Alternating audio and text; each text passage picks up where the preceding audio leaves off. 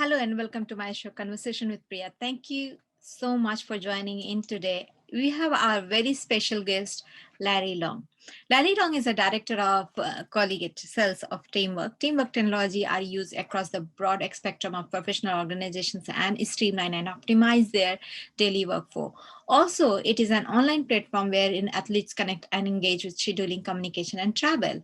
Larry is experienced as a sales leader and demonstrated history of success in SaaS sales. He is passionate about coaching and has a proven track record of hitting goals and helping sales professionals take their game to the next level. He is perfect with the following skills such as handling sales, team development, leadership motivation, sales training, sales development, cold calling, enterprise software, and sales operation.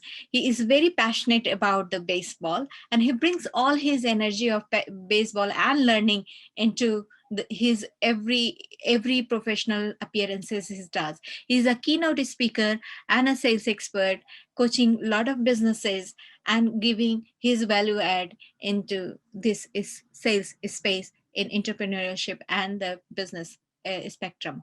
So help me today to welcome Larry Lang. Hello and welcome to my show, Larry. Thank you for accepting my request. And I know it's late evening for you, but thank you for your time and acceptance. Before we jump into the very deep detail of your other part of the work and whatever you are doing, I know you have been doing is in more of a key speaking, helping people in the sales side, and you are a player. You do the baseball, you play baseball, right? You love sports. So I would like to ask how this all sales side of your work is started and the business when you form your business. What was in your mind?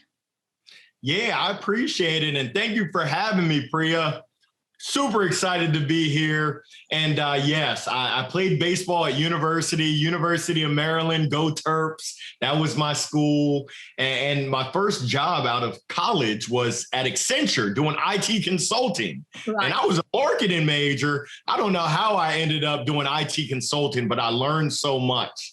I wasn't passionate about it. So after 3 years, I opened up an indoor baseball and softball academy, essentially a school teaching youngsters the fundamentals of the game, but more importantly, the fundamentals of life. Yes. Unfortunately, we ran out of cash. So we had to close our doors after a year and a half.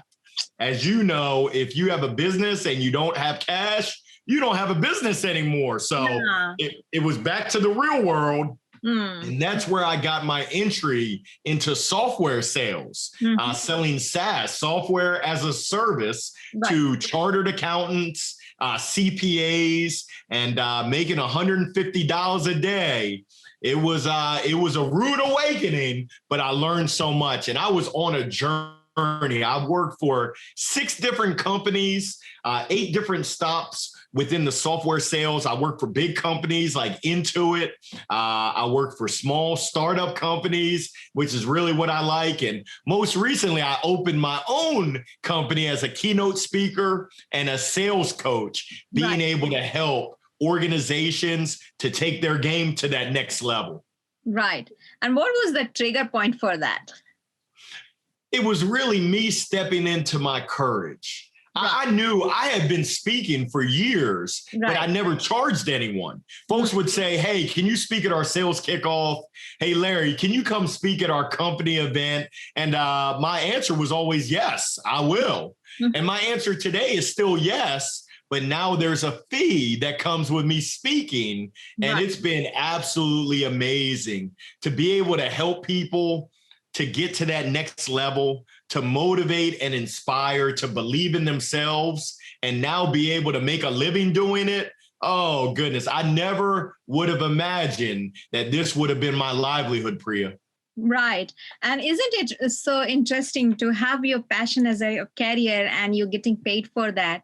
I mean, I think it's most of our public speaking career has the same issue. Like we all start working as a to get that exposure. And, of course, you, out of your courtesy as well, a lot of people come to you and you just agree that, okay, I'll speak. And then it becomes like just generic. But it's so nice to see when, speakers become, keynote speakers, and it's a nice journey to see. It's a personal, I can regenerate because I have the same situation. I started as speaking everywhere, and then I went into more of a public speaking with the charged one. So interesting to hear that journey, and so similar. What do you find most rewarding about working in sales? I love sales. Like I said, I played baseball, and in baseball, you keep score. In sales, you keep score. Really, the score is dictated by how many people you can help. Yeah. The more you help, the more people you help, the greater your score is. And in sales, it's amazing because the more people you help, the more you're able to help yourself, if you know what I mean. So it's just amazing. I love being able to help people, being able to learn what are people's goals, what are their dreams, their aspirations, what are their challenges. And now I get to go into essentially problem-solving mode to figure out, do I have a solution, and can I make a match between what they're trying to solve for, what challenges they're faced? Can I match something that I have? I believe that's the definition of sales, playing matchmaker. And there's nothing better than being able to do that. Yeah. I totally agree with you. And like, I always believe that, getting that satisfaction, and majority of people call it customer satisfaction, and their definition is very different from one another. But the way we believe it also should give us the fulfillment to ourselves as well, when we actually get something done and they achieve their goal and they reach where they wanted to reach, isn't it? So it's a very rewarding for ourselves and for our career as well. It's a growth path together. Would you agree on that? Yes, definitely. 1000%. I definitely agree. Yeah. So that brings to my next question. What is your importance in achieving quotes or keeping clients satisfied, and why? Yeah, I can't pick just one. That's a tough question to pick just one. It's important to hit quota because, like I said, we keep score. So you want to see how are you doing to the score that you set the expectation, and taking care of clients. That's the number one priority. If you take care of clients, guess what? You'll be able to hit your quota in most places. Sometimes there's a misalignment, but if you're able to deliver value, and what does that mean? It really means, are you able to solve the problems that are being faced by your prospects and your clients? Yeah. Are you able to really touch what they're trying to accomplish? Are you able to help them overcome barriers? If you're able to do that, guess what? You're going to have a big old smile on your face, and you're going to have some big numbers on the scoreboard. Yeah. And I believe if we get that, so most of the time when salespeople work with the companies, do you guys tap all the leads they are getting, and then conversion of the rates, the percentage? How do you monitor the performance of the salespeople? Yeah, it's really the KPIs that we track. Number one is the quota, the outcome. Yeah. But we also look at, are they doing the right activity? So we have KPIs in terms of, do they have enough meetings? Are they having enough qualified meetings? Are they putting in the activity? Are they doing outreach? Are they picking up the phone, which sometimes can be 500 pounds?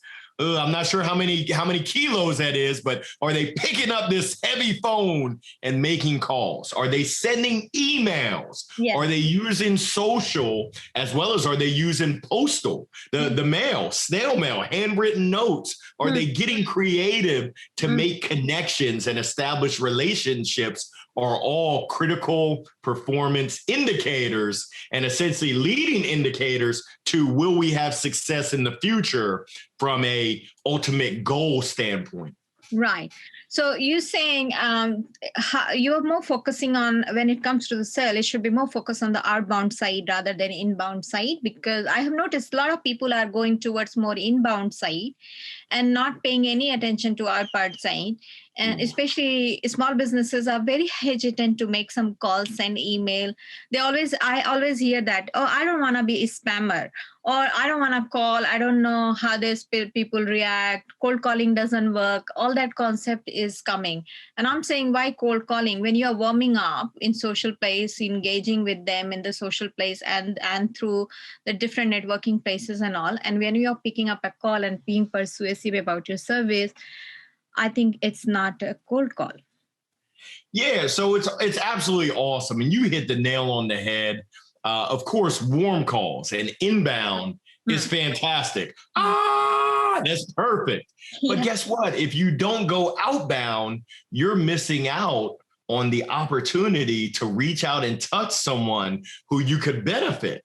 Essentially, there's some people that might not ever see your marketing messages. Yeah. They're only going to respond if you send them a personalized, customized email. If you leverage your network to ask for a warm introduction, a referral, you pick up the phone and you leave them a value added, a differentiated voicemail that stands out from the rest. So essentially, I encourage your listeners, don't be scared to pick up this phone. Don't be scared to send an email. Don't be scared to connect on LinkedIn and social, as long as you're bringing something of value, something that has relevance to what's going on in their world. So in that case, what would be your advice for individuals who are starting out in the business or in Business Gallery? What would be your one advice to them to initiate? Yeah, I can't give you just one, Priya. I'm going to try. But number one, understand your why. Yeah. Why are you doing what you're doing? Why are you selling what you're selling? Yeah. Are you passionate about it? And if you are passionate about it, go ahead and document a plan. We call it a TAP, a territory attack plan. What's your plan? What's your playbook? Essentially, what plays are you going to run and execute on? How are you going to measure success? So I know I just threw out 3 different things, but I'm passionate about it. Write down your goals and then execute on them.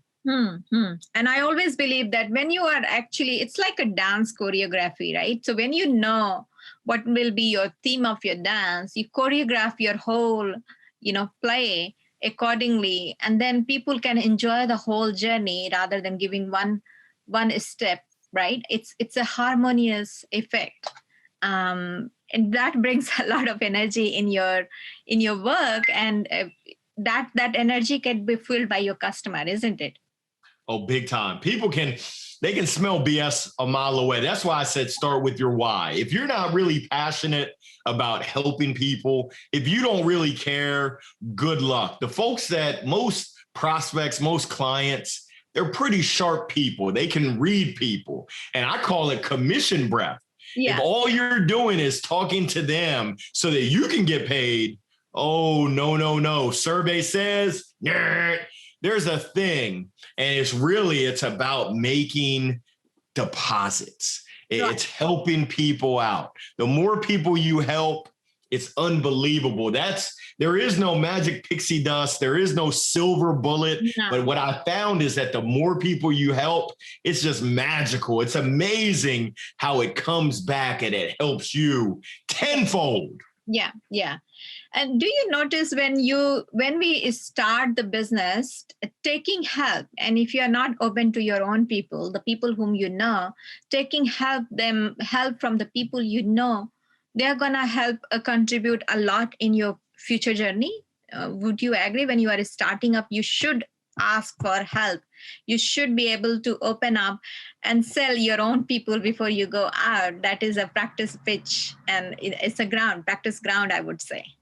Yeah, you've got to be able to inspire and really get the folks on board that are internal. Yeah. Good luck getting anyone external if you can't even get the internal folks on board, excited, rowing in the right direction, willing to put in the hard work because they see your leadership. If you can't do that, good luck. Yeah, yeah. And the people who actually help you at the initial is, I always say that, you only need a handful of people to support you and believe in you at the beginning, and then it takes off anyway. But in this COVID-19 pandemic, it poses a major challenge, but also offers the opportunity to transform the sales organizations. What are your innovative ways to handle the crisis, specifically in the area of sales? Yeah. So, I mean, once again, it's an opportunity. And when opportunity knocks, you better answer. So what we found, what I've seen working is if you can get close to your current clients and you can really, my theme for 2020, Priya, is listen. If you can get close to your clients, ask the right questions, and then shut up and listen, they'll give you the path to not just their order, but to other orders. If you listen to understand what are the trends, what are the themes, what's keeping you up at night, now I can go ahead and put my thinking cap on and figure out how can I solve those problems, not just for you, but also for others that are like you. So you asked me, what can you do right now with video? Just like we're talking now, we're on other sides of the world. You get on video with your clients, you press record, and you have a conversation. You ask them, talk to me about your process before we started working together. Now that you've been working with us, what's that been like? Hey, what are the top 2 things that keep you up at night, that make you scratch your head? What's your plan? Now, all of a sudden, you got so much gold that can be used. It's unbelievable. Yeah. And in my agency, I always prefer spend half an hour every week with every of your client. So whether I am there or not, my account managers will definitely be there. So one of us has to be there. And we make sure we listen. We ask them what's new happening. What is your suggestion? How you want to see the whole marketing material? And you won't believe, Larry, since last 2 years I have implemented, I'm getting referrals and my business rely a lot on the referral model. But I have also noticed when people see my work and I'm doing for X company, the Y company come back to me and I don't know that company. They looked at me, who is working for this company, and they say, oh, I like your work you are doing for X company, and I want you to work for me. And I have some qualifier question and all I do. And sometimes I'm also very specific that I'm not taking competitor from the same area. So suppose if you are working in a Sydney, in a say Penrith suburb, I will not take your competitor from Penrith suburb. I might take from America or from Melbourne and somewhere else, but not from the same suburb, same city. So I create that exclusivity as well. And that helps me a lot to keep gaining the belief of my customer. The work I do that express themselves and people reach out to me. I got 2 customers this year in pandemic just because I was working right for a customer, That's awesome. Congratulations. I encourage you to keep up the amazing work. Your work should speak, isn't it? Rather than louder than you. Big time. Your actions speak so loud, I can't hear what you're saying is a big saying that I love. Love it. Thank you. So that brings to my next question. I believe that this whole pandemic, of course, is a challenge for everybody. And this the pandemic we were not expecting, right? But it's okay. We need to embrace it whatever and wherever we can do and utilize and look at it. It opened up my mind that I can reach out to the Larry sitting in the other part of the world. Yeah, right? It's unbelievable. With any sort of chaos, with any kind of turbulence, I'm a big believer that what you need to do is control the controllables. Yeah. And if you think about control the controllables, I normally use an acronym called EAT. But we're going in the summer and I'm trying to get my 1-pack into a 4-pack. I'm trying to get slim, so I'm not eating as much. I'll call the acronym T. The T, you can control how you treat other people. Sure. You can control your emotions and you can control your actions and your attitude. Those are the things that you can that you can control. Everything outside of it you can't control. So why spend time and energy and mind share when it's not something that any of us can control? Right. Of course. So in that sense, like almost 90% of sales have moved to a video conferencing, phone, web sales model. And while some skepticism remaining, more than half believes this is a equally or more effective than sales model used before COVID-19. Is this true in your case as well? I would say it depends. I can't put out a blanket statement because there's some folks that were reliant on meeting face to face, whether it was their product, their service, they were heavily reliant. Now they've had to get flexible and they've had to adapt and adjust, or else they've gone extinct. But I do believe that there's benefits to being remote and using video, but also it's tough to replicate the energy, the vibe, just the whole atmosphere of face-to-face in person. Now, that's not to say that you can't still have success doing it virtually. I mean, we're talking from halfway around the world from each other, which is absolutely phenomenal. But what I am saying, it's always tough to replicate. When you can see someone in person, you can give them a hug, you can give them a bro clap. That's tough to replicate. So it's going to be interesting to see how things change as we return back to this new normal. I've got my popcorn. You saw me eating my popcorn earlier, and I'm taking notes. I'm very observant to see how do organizations and how do individuals handle themselves as we return back to the new normal. Yeah. And I believe, like a company like us, like we were very focused in Australia and then we went global last year. We saw the opportunity, we jumped on it straight away within a month. So what I noticed, this opened up the opportunity. I got it, and then people started opening up from the other part of the world. Actually, kept me thinking maybe hybrid model will work better for me. I can't travel every day, Europe, Singapore, and all. But yes, I can have this hybrid model. I can, reach out to the larger audience. And whenever I get time, I will definitely, I don't mind traveling, but it can't be possible it is not feasible for anybody to travel every day, that's why, of course, you have to stay close.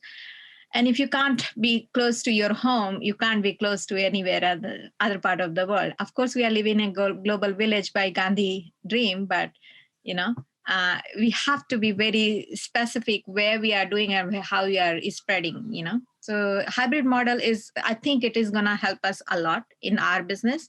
I don't know other agency and other people. Oh, I agree. Totally, Priya. Totally agree. Yeah. But we all are social animal, I believe. So you of course we need that social touch, isn't it? Yep. Big time.